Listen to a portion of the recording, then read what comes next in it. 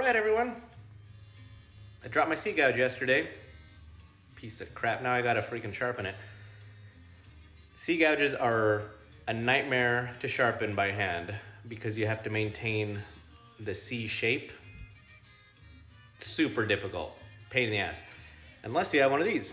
Tormek. I'm gonna show you how to get the perfect angle on this thing and get it back to sharpening super tiny thin lines. Let's do it.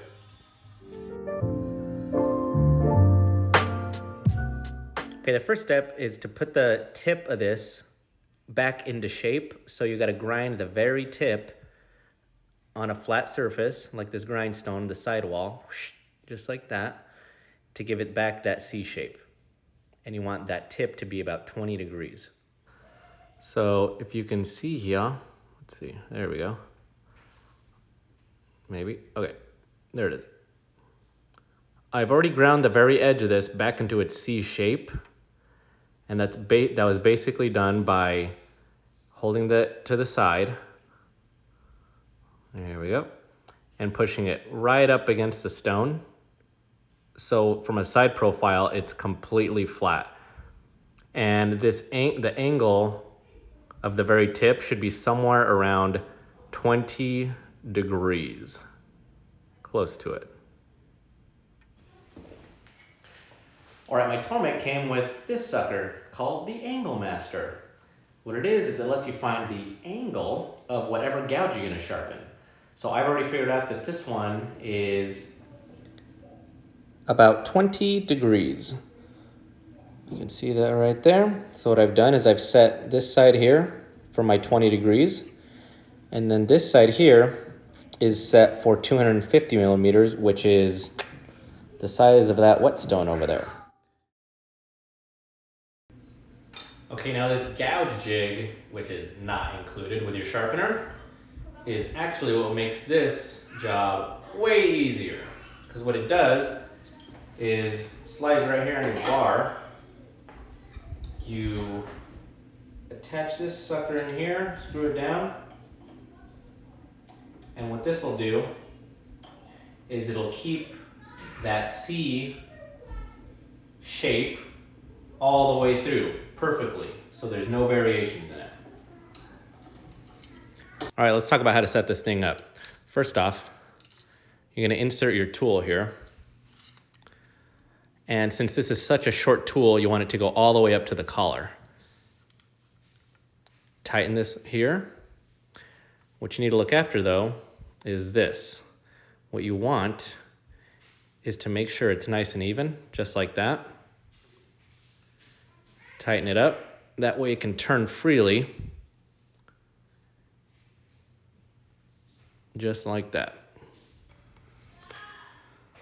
Okay, once this is on the bar, the first thing you want to do is set this angle here. Now what you want is for the tip of your gouge to be basically perpendicular as close as it can be. So you don't want it like this. You want it perpendicular to the axis of the grinding stone. So I know that mine is right about there on the 0 mark. So I'll go ahead and tighten that down. Angle Master. Here we go again with this thing. All right, you have this thing all dialed in. 20 degrees on the right side, and then 250 millimeters for the size of this whetstone. So what you do, very simple. Set it right on the whetstone, and what you're adjusting is the depth of this bar here. Now I already have mine set, so I'm gonna go all the way up against this threaded dial here, which is a really great way to make micro adjustments. And what that does, let me show you here. If I place the tool right on there, it's making a perfect angle right here where my pinky is. You know, if it was way back here, start seeing gaps on this angle finder. You see that gap where my finger is? So what you want is for this bottom piece here to be perfectly flat on top of your tool. Like so.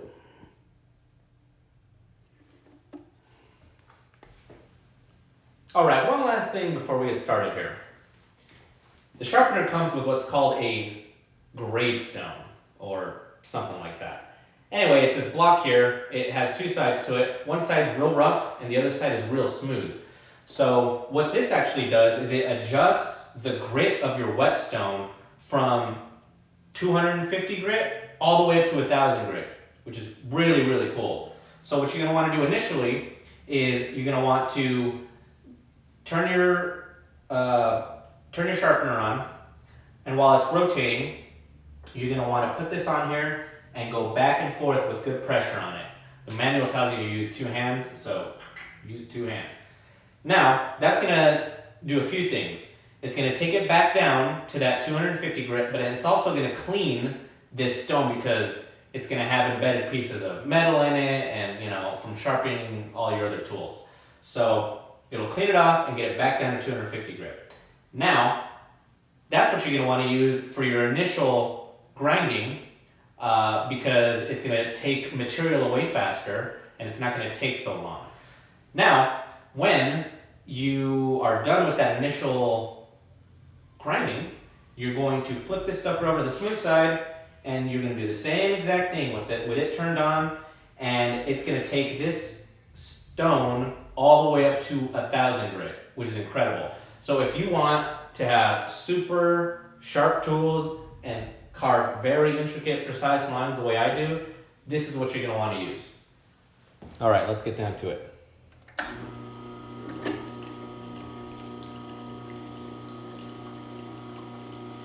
Nice and easy. You want to make sure that you're very careful, especially with tiny tools like this. You just want to slowly grind it away. The more you take your time with it, the less likely you are to make a mistake.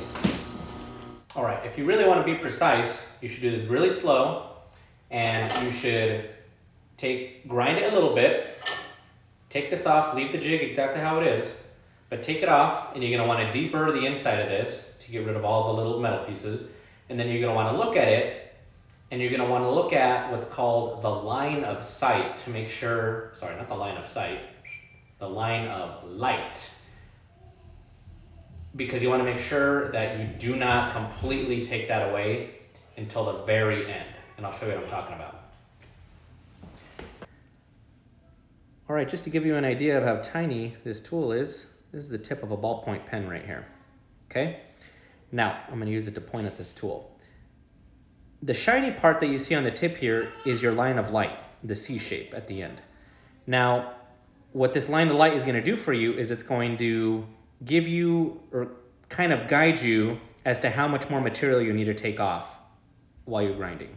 So in these initial stages, obviously what I need to do now is, if you notice on this side of the tool, the line of light is a bit thicker than it is on this side, which means that I need to take away a little bit more material on this side. Now the goal here in this stage is going to be to take up enough material to make this line of light very, very thin, but consistent around the whole thing. All right, let's take a little more off.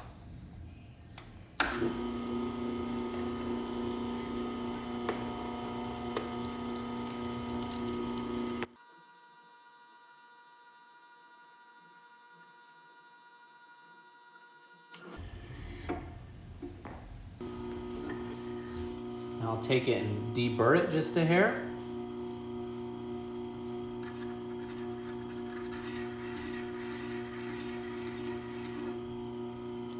See where we're at. Okay. All right, let me focus this a bit. Don't mind my shaking hand. All right, as you can see, my line of light is still there, but it's very thin. It's exactly how I want it. Now I can take my stone and grade it to a finer grit and take off the rest just to where that line disappears. Okay, now that we got this sucker exactly where we want it, as far as the line of light, now what we're gonna do is adjust the stone and the grit using this guy, like I was saying before. There you are. So here's the rough side that I initially used. You can see how it's split down the middle. And now we're gonna use this very smooth side, and it's gonna take this grit and make it finer, which is exactly what we wanna do right now for the final step. All right, here we go. Let's adjust this sucker.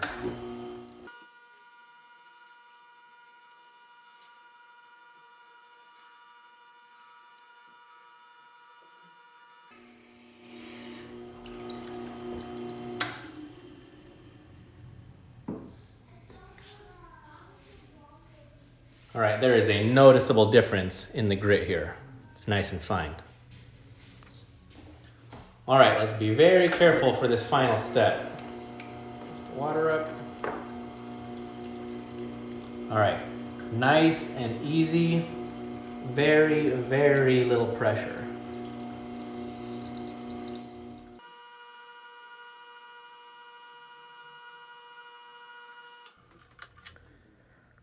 All right, I just took this sucker off to inspect it, deburred it, and you can see there's still a tiny line there, the line of light. There we go.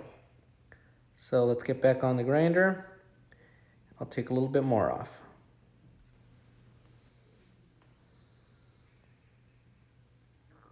All right, as you can see here, my line of light is almost gone.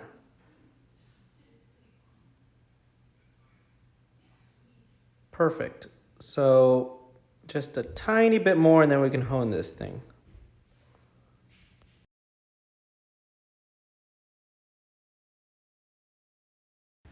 Whew, all right. The whetstone portion is all done. Yes, this is still a process even with this awesome machine. But now we have a super uniform c-gouge that has a perfect shape and a consistent grind all the way around. Now the final step here is going to be to hone it. A couple things. Right now, this tool is actually the sharpest it will ever be. Honing it is going to make this slightly less sharp. The reason you want to hone it though is because if I were right now with this tool to start carving on a piece of wood, it would become dull pretty quickly. Honing it with the leather strop is actually going to comb all of the microscopic metal fibers in this tool into one uniform direction. And what that's going to do is add a ton of integrity, and it is going to extend the life and the sharpness of this tool. It's going to stay sharp, and you're not going to have to keep running back and forth to the sharpener every time you use it. So you got to hone it. All you got to do with this thing, it's pretty awesome, is you're going to flip this bar over, and you're going to do the same exact thing you did on the whetstone side, only you're going to do it here. So almost done. Okay, so what I'm going to do first is I'm going to hone the inside of this. So not the curved part we're doing here, but I'm going to take this, turn it on, and actually just lightly hone the very inside C shape.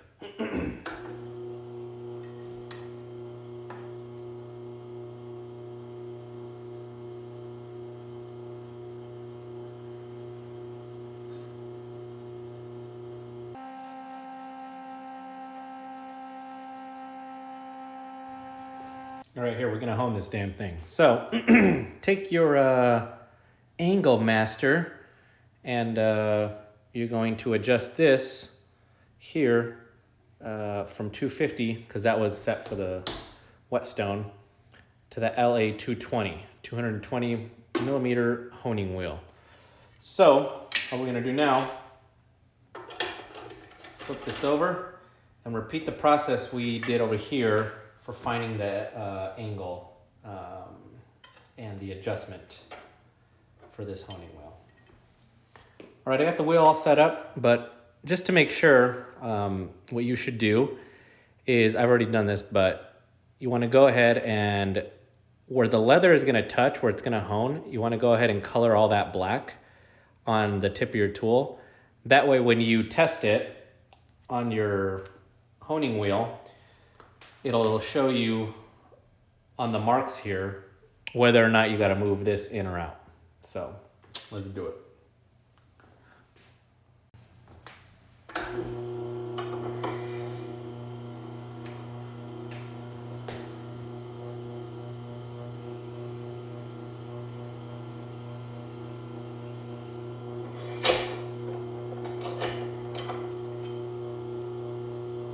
All right, I don't know if you can see it, but it took all the Sharpie clean off. There's not any adjustment that needs to be done to this thing. So, all we're gonna do now is the same exact thing we did over there. We'll just lightly polish this to a mere finish.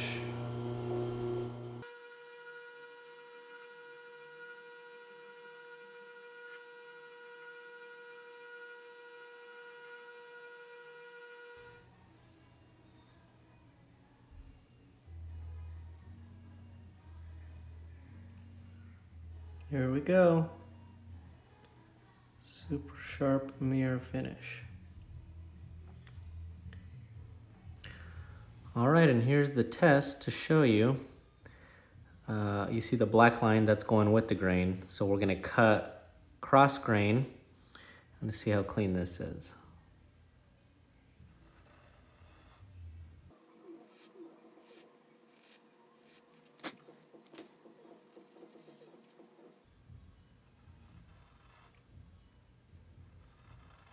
All right, let's zoom in here. Show you for reference. This is a 0.3 lead pencil. I wanted to show you this because the hash marks I did are about the width of that piece of lead, which is 1/64 of an inch thick. The blue line here in between these two hashes, this tiny thin blue line, is even a fraction of that. To maintain a cut like that going cross grain and it not chipping or it even staying period means that this is a very sharp tool. Let me show you what I'm talking about. These aren't even that close together, and the middle of the blue lines there started to chip away. Here's the real test everyone likes to do when talking about sharpening stuff. Look at that.